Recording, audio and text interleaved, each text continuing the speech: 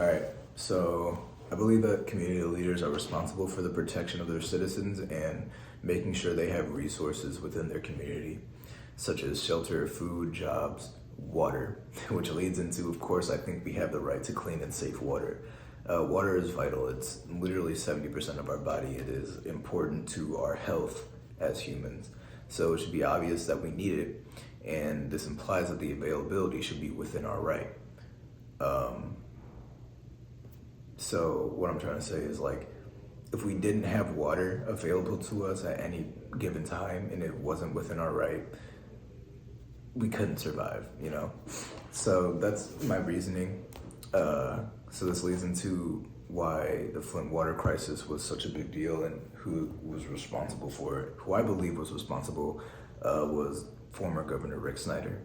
This is, of course, my opinion. However, it should be known that he and Flint City Councilmen approved and pushed the idea of changing the Flint source of water, the pipeline from Detroit, to a more cheap option within Port Huron. So they were going to switch the pipeline to Port Huron. In doing so, they had to switch their source of water into like an intermission area of Flint River, which hadn't been used for years. So this ended up being very dangerous because the water from tap, when they switched to the Flint River, ended up being brown, which you don't drink brown water. It's just not safe. So now 8 years later, from 2014 to 2022, there is no finite response from Governor Rick Snyder saying that it was his fault at all. And in the documentary we watched, it is stated that the state hadn't required the plant to protect the city's water pipes from corrosion.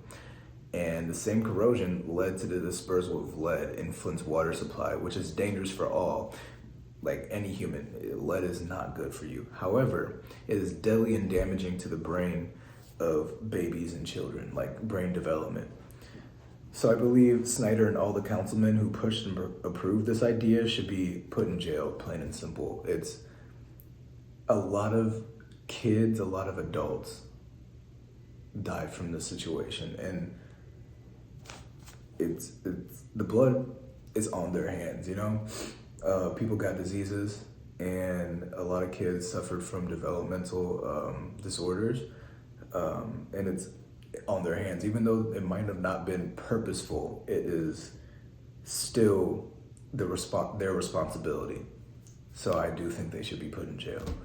That's all I got. Thanks.